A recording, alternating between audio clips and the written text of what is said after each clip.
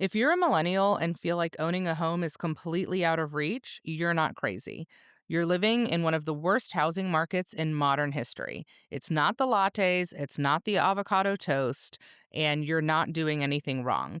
We have friends and listeners who've been grinding for years, college degrees, steady jobs, side hustles, and they're still nowhere close to affording a home. If that feels like you, today's episode is for you. Make sure that you tune in, get the boost that you need to know it's not you, and that there's a lot of other factors contributing to the housing market. Sugar Daddy Podcast, yo. Learn how to make them pockets grow. Financial freedom's where we go. Smart investments, money flow. Hey, babe. What are we talking about today? Today, we are talking about how incredibly expensive it is to buy a home and to be a homeowner.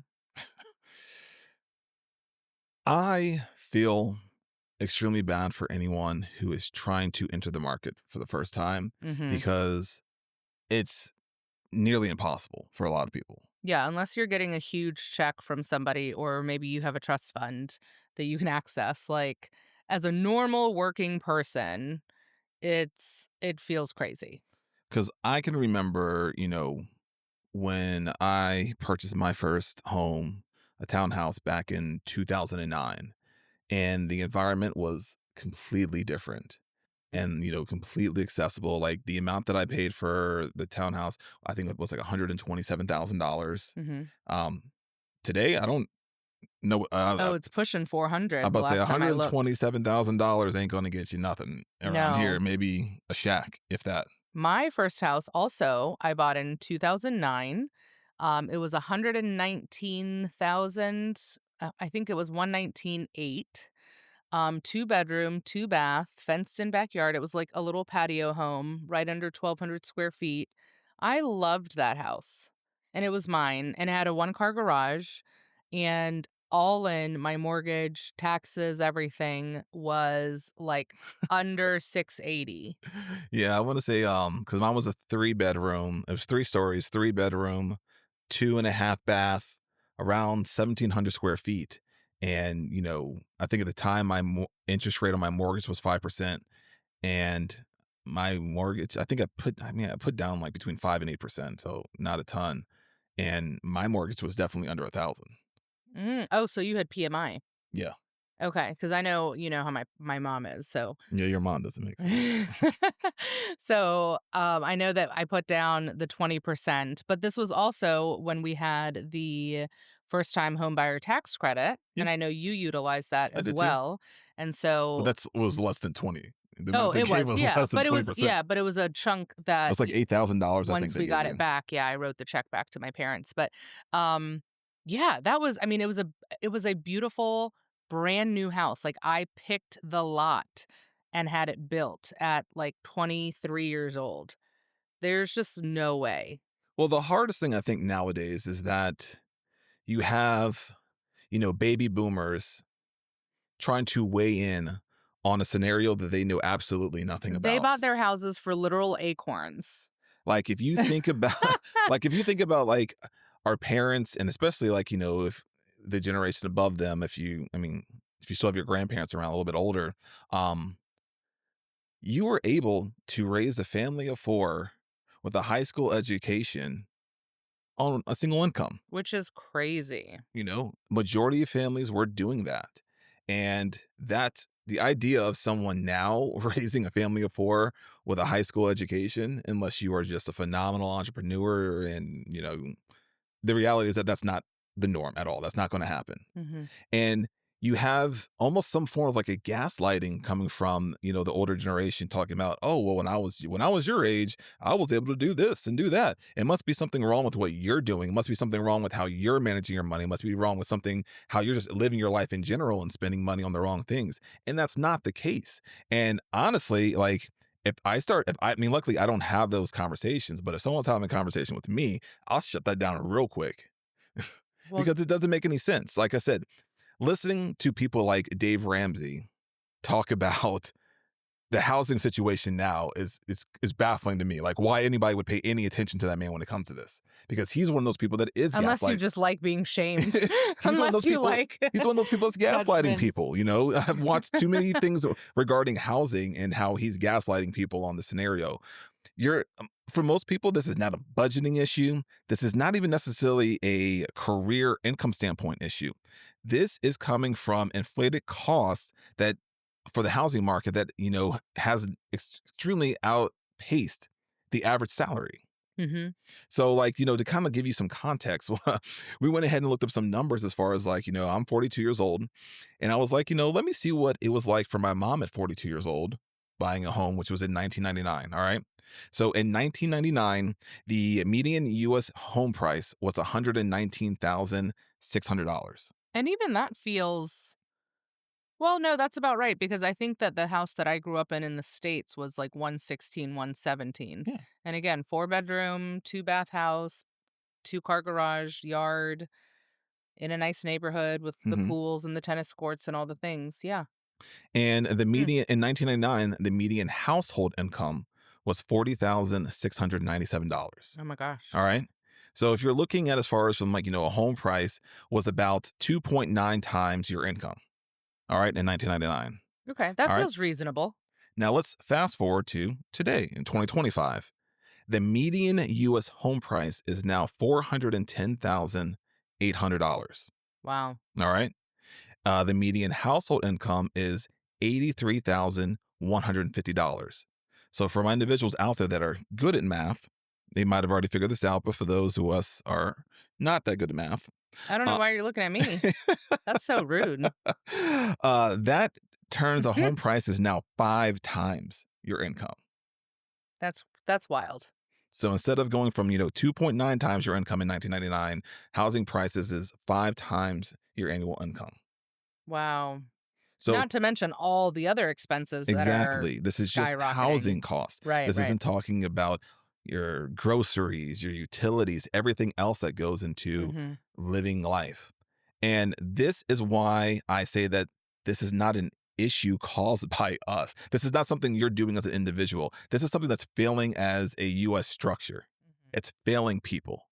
Yeah. Now, there's plenty of reasons that go into, why this is happening, and we'll definitely dive into those. But the biggest thing I want to make people understand that, like, you need to understand these numbers, because then you need to realize that it's not something that you're doing wrong. Like, if you're been trying to buy a house over the past few years and you're just, you're not able to because of from a cost standpoint, it's not something that you're necessarily doing wrong.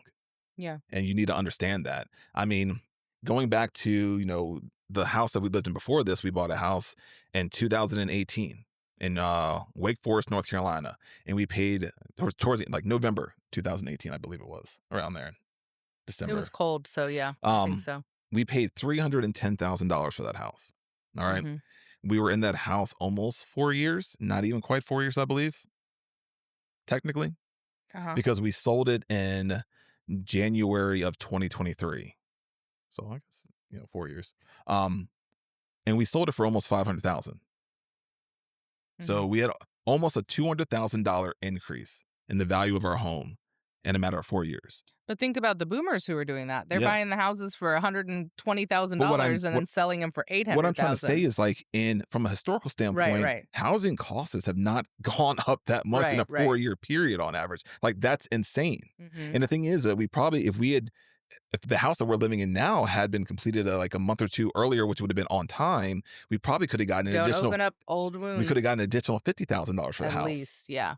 Not to mention we had a 2.65 interest rate on that, and now we have a 6.125 interest rate, Yeah. and still waiting for that thing to come down. And that's another thing for people Ooh. to understand. Like, interest rates play a huge part in how much your mortgage is going to be. Mhm. There's a huge difference from having a 3% mortgage to a 6% mortgage and what that Mhm. equates to monetarily on a monthly basis. Yeah.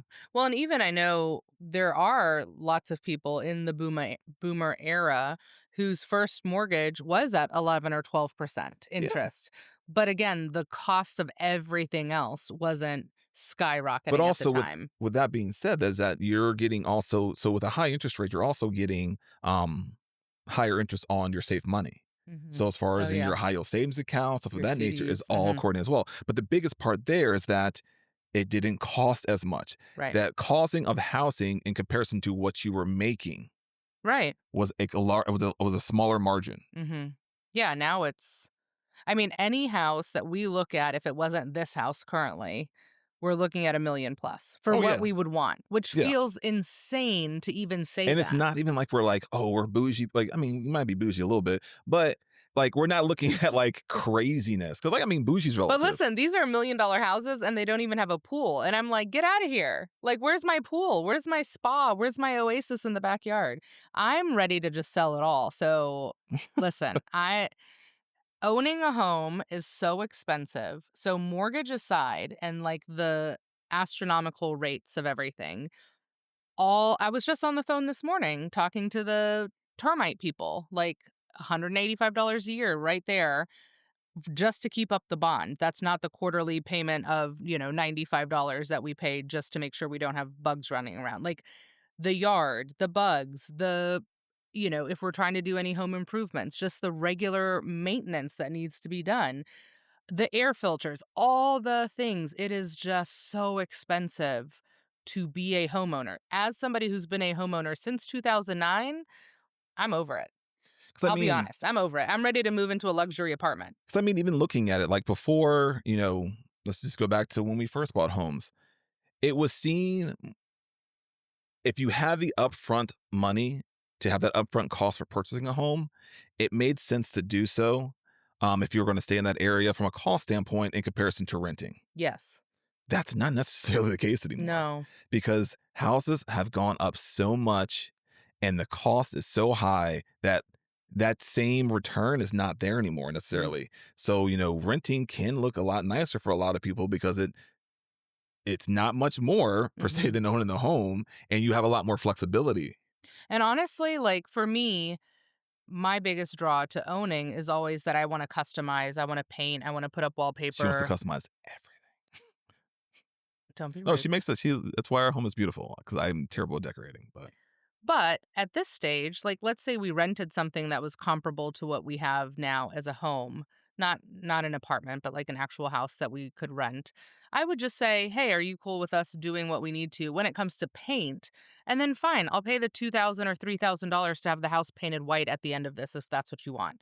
It would still be cheaper than doing all the maintenance and paying for all the things that we're currently paying for when it comes to outside of the mortgage stuff.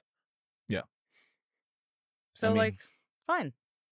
yeah, and a lot of people are probably asking themselves, what is causing this drastic increase in prices? What is it? And there are a few things. All right, so those of us that we're our uh main demographic is the millennial slash elder millennial. 35 to 44. So back in 2008, so in 2008 I was 25.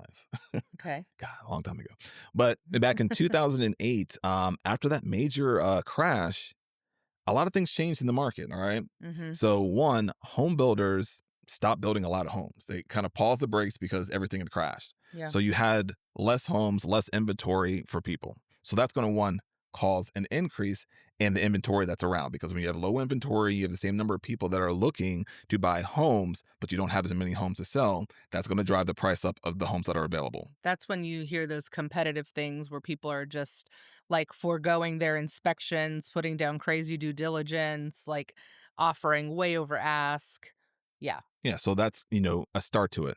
Now, also, depending on, high population areas, they started changing some of the actual zoning laws. Mhm. So what happens is that they restricted the affordable housing in these high demand areas. So therefore, you don't have as much housing that would be obviously easier to obtain for people that aren't making a significant amount of money. Mhm. So therefore, by restricting that, one, you have less inventory overall. Then now you have less affordable inventory. Mhm. So in these areas where you would be able to build more multifamily homes, whether that's a duplex, triplex, or apartment complex, Mhm. they've restricted those zonings, and that's you know decreased the amount of housing that is available overall. Yeah.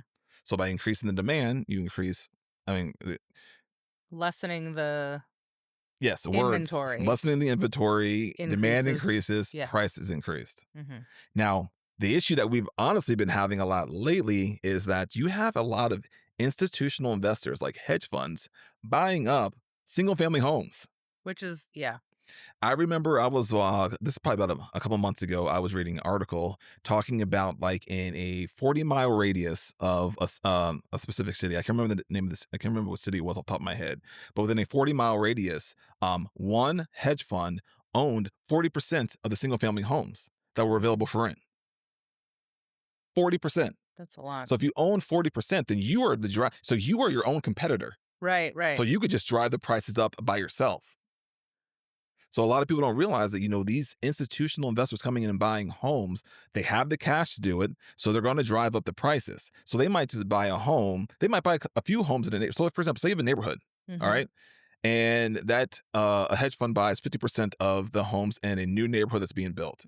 One, when they're buying that many homes, they're getting a discount to begin with. Right. So they're able to buy the homes Buy for more, save yes, more. buy the homes for less. Yeah. And a lot of these companies have multiple branches of their companies.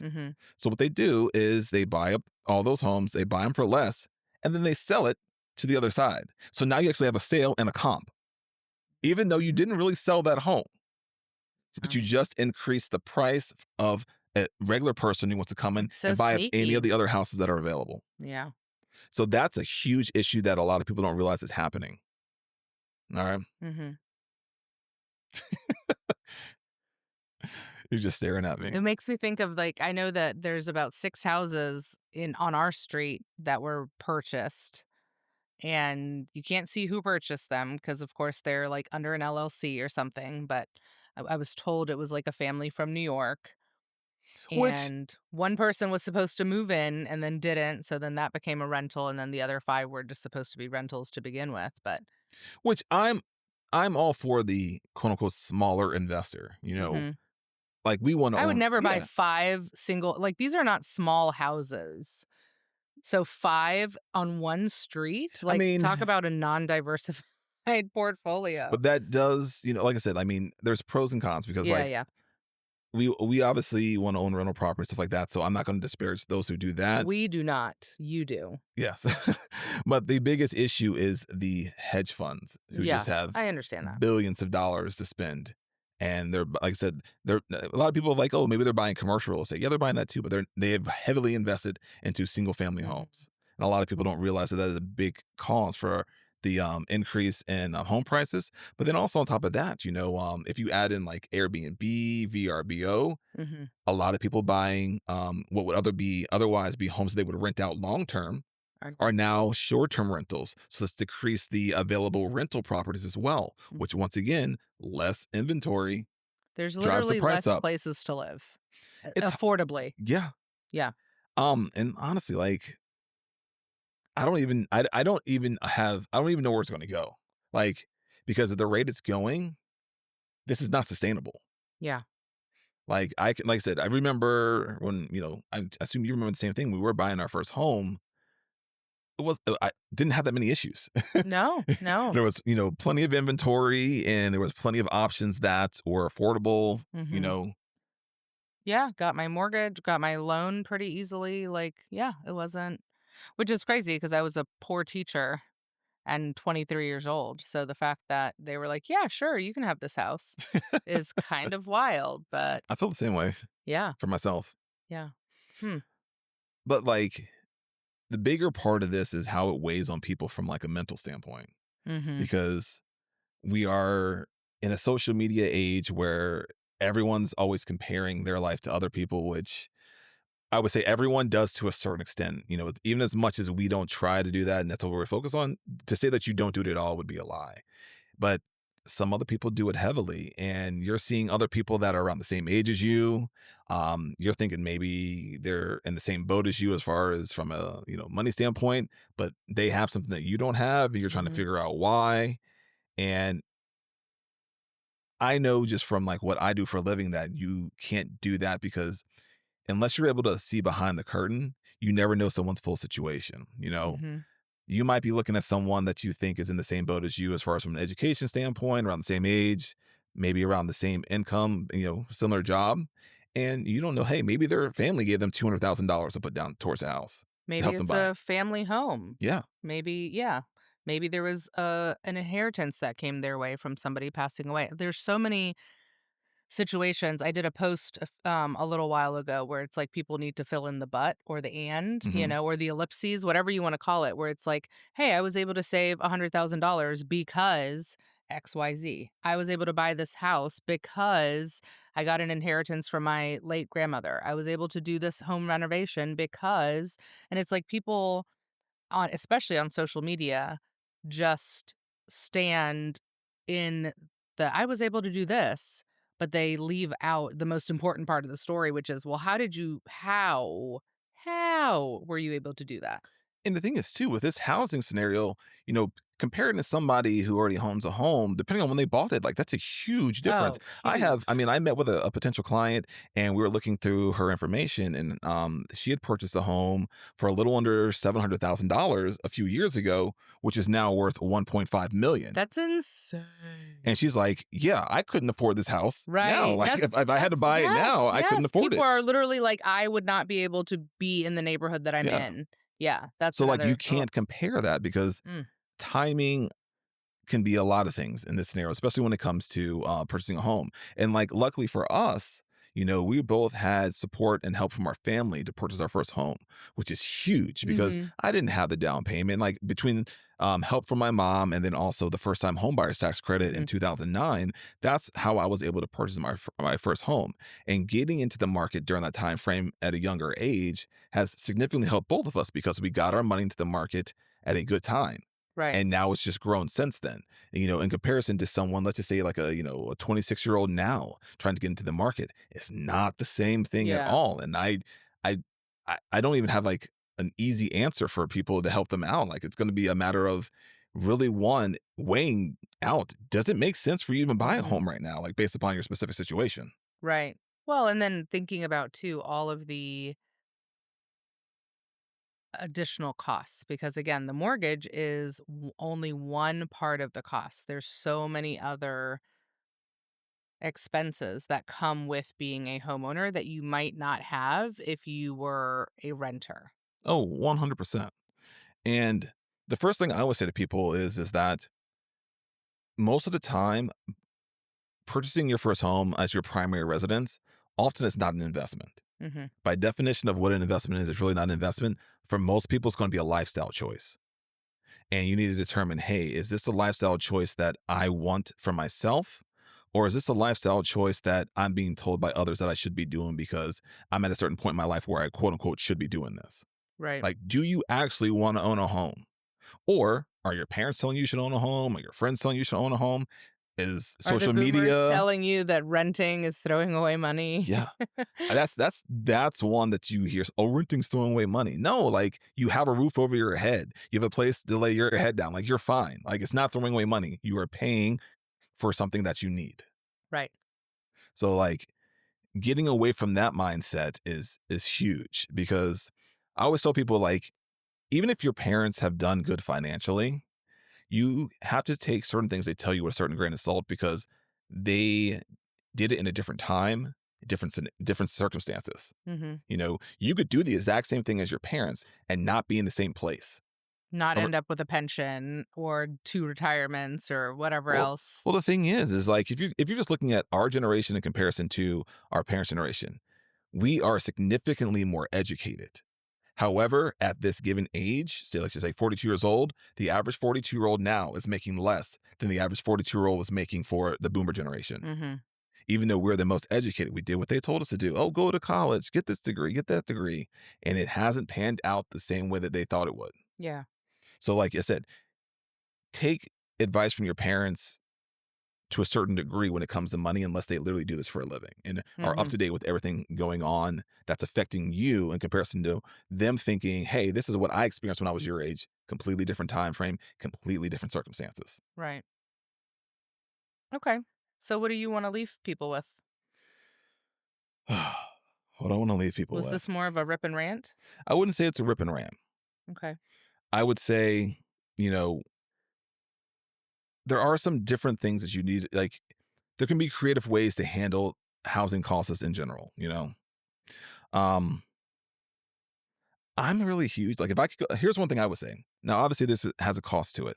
If I could go back in time and redo my first home buy, Mhm. I would have bought a duplex. Oh, but that's a strategy that most people are not thinking of. Also, Well, the thing is, you can. duplexes are not, like, But what I'm saying is, super available. like in certain areas, you can also buy a place that maybe has a basement. Sure. You can also So buy you a wanna do a little house hacking. yes, Okay. 100% house hacking. Mhm. That can be beneficial, or you could, like I said, has a room that you could rent out because Mhm. that can offset some of those costs. Sure. So that could be one way that you can go about doing it. But there's a difference between doing that in your early 20s versus now when people are in their 30s, pushing 40, etcetera. It's like, do I want a roommate? Do I wanna find a stranger? I mean, Do yes, you have to weigh all that out. That Yeah. is part And of what the if you already equation. have a family, you know? Like And that's where, like, maybe, like, like I said, this is also depending upon where you are located in the United States because yeah, certain housing types are more prominent in certain areas than others. sure. So, for example, like, if you're in an area where you can have a basement that has a separate entrance, Yeah, even if you have a that's family, you flush. guys living in the main area, renting out that basement, and they don't have to come through, the main part of the house, that could be a huge help in regards to offsetting Sure. costs. Yeah, So you have to kind of weigh those out. okay. Um, we have some like other options here. In all honesty, I'm not sure how much I would go into these, like Okay. co-buying. Okay, yeah, no. I'm not really big Absolutely on not. buying, Hard a no. house with a friend Hard or even a no. sibling and splitting the mortgage, and like that can get messy. It all depends on your situation. Like, and if that's a route that you're going to go to possibly save money, even if it's your best friend or your brother, your sister, literally treat it as a stranger from a contractual legal standpoint. Have Mhm. everything spelled out in detail of how this transaction and this would work. It's a no for me. Now, like, I mean, one that I can say is maybe a little bit of a better option because nowadays, especially if you have the ability to work remote, if you have a Okay. remote job Mhm. and maybe you're living in a place that's a higher, cost of living, maybe moving to an area that's a lower cost of living could help you have the option of affording a house. And if you have, a job that's easily transferable or you're working remote so you can work pretty much anywhere, those are much, options that are available to, a good amount of people nowadays. Mhm. What about the people who are like, "Nope, I wanna own a home. It's time. This is what I know I want." What are some of the options that they should be looking for? Well, first and foremost, we're going to go back to the financial planning aspect. Okay. You need to understand all areas of your current finances. So, how much money you have coming in, how much money you have coming out, where is it going? Also, in your area, how much is the average house that you're looking for? Mhm. What is the cost going to be? Looking at your credit score, what are you looking at from that standpoint? Finding out Debt to what, income yeah, ratio. finding out what you would be eligible for in regards to a mortgage, how much you're going to have to put for a down payment. So going through all that to figure out one, is this feasible Mhm. currently? And if it's not, what changes do I need to make to my financial life in order to get there? I will also say we've done episodes on this, and we actually had our mortgage broker come on and do an episode. And he actually suggests having that conversation with a mortgage broker, with a lender, 12 months before you're ready to actually buy. So, Yes. especially depending on what market you're in, I know here in this, Raleigh, North Carolina area, the market is very competitive. And so, most of the time you can't just be out here just like, oh, I'm just taking a look. It's if you are actively home trying to buy a home and find your house, then you need to be ready. You probably have to be pre-qualified, have that statement ready, etc. So you want to start that conversation early and then find out what are the available loan options that you have. Are you going to have to go with a traditional mortgage? Do you have access to an FHA loan? What about a VA loan? Like what options do you have? What do the numbers look like? Maybe you do need to work on your credit score a little bit so that the interest rate can be a little bit more favorable. There are things that need to be in place so that when you are ready and you find your dream home, you can make an offer and sign on that dotted line. Yeah, and also like depending on your situation and where you're located, you also want to look at, the possibility of down payment assistance programs. Yeah. I have a client who that's how she got her first home a few years ago in the Raleigh, North Carolina area. Is Mhm. that she was doing her research and she came across a program that she qualified for that was phenomenal and it helped her out. Now, there obviously you need to understand all the rules and stipulations as far as like, hey, a lot of these programs do require you to live in the house for a certain Mhm. period of time. You just can't simply turn into a rental property. You know, you have to be the one living there as your primary residence. But taking a look and seeing if those options are available to you are huge. Yeah, absolutely. So there are things to do so that you can do your homework to get ready.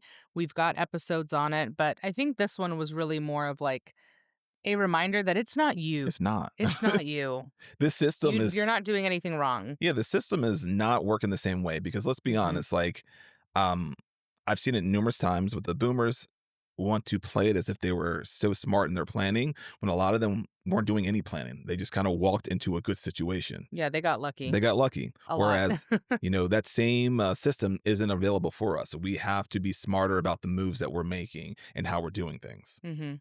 Yeah. So it's not you. And if you want to buy a home, there are resources still to be explored. I mean, I have a cousin who just got a Habitat for Humanity house. I know that's a completely different category of Yeah. home, but she is now a homeowner. And what I love about Habitat is, she had to go through courses and really understand a lot of the elements of the finances and what goes into maintaining a home. And there was a lot of education around that, which I think is fantastic. But there are programs. It's really great to check local banks, maybe your credit unions to see what programs they offer. I know this is more of a back in the day thing, but there was programs offered by one of our state credit unions that offered a down payment assistance like match if you went through their program for it was like a financial education type program. So there are things, but you have to do your research and you have to look into it. And, there might be certain things that you have to do in order to qualify, but they are out there. Again, mortgage brokers can probably walk you through that. Certain realtors are really educated on that as well. And then also, if you are a quote unquote hero, right? If you are a teacher in law enforcement, fire department, a nurse, etc., there are programs out Yeah. there that could also help you again with down payment assistance, maybe, taking off a point or two off of interest rates. I mean, they vary from state to state and program to program, but there are programs that are also out here trying to help people who are giving back to the community. So if you're in one of those professions, definitely look into that as well. Yeah, the point that we're trying to make here is that you have to do more research. Yes. You have to do more research to find out, are there any type of assistance out there that can help you out? But then also, once again, it really starts with knowing all the details of your numbers. A lot of people don't know those numbers. They don't know how much house they can afford. They don't know, with this certain interest rate and this certain down payment, what my mortgage will look like. And those are all numbers that you can get. So Mhm. you do need to start there. Yeah. Do your research, get your numbers in order, have the conversation early. Even if you have a great credit score, if you don't know that debt to income percentage, if you don't know what the market is looking like right now, what the rates are, what these loans are requiring, have the conversation early because if once you think that you're ready, you might have somebody who's actually going to be writing that loan for you saying, actually, you're not. You need another 6 to 8 months. So have the conversation early. Yeah, and reach out to the professionals to help you out. From a standpoint of looking at the numbers in your own personal financial situation, I can help you out with that. But then also, mortgage brokers to help you out with that. And I was definitely stressing this scenario that with a mortgage broker, this should be someone who is more provides a consultative approach where they are trying to help prepare you and make sure that you understand everything that goes into it, especially as a first time home buyer. Yes, absolutely. So we will link to our other episode with David Kane. There's a lot of really good information on there on how to have the conversation. Again, 12 plus months ahead of when you think that you're ready to buy a home so that you can be properly prepared. But it's not you, it's not the lattes, it's not the avocado toast. It is the environment that we're in. So keep your head up. And if home ownership is something that you're striving for, we are rooting for you and hope this episode gives you a little bit of support and helps you find a little bit of grace for yourself. We'll talk to you soon. Sugar Daddy Podcast, yo.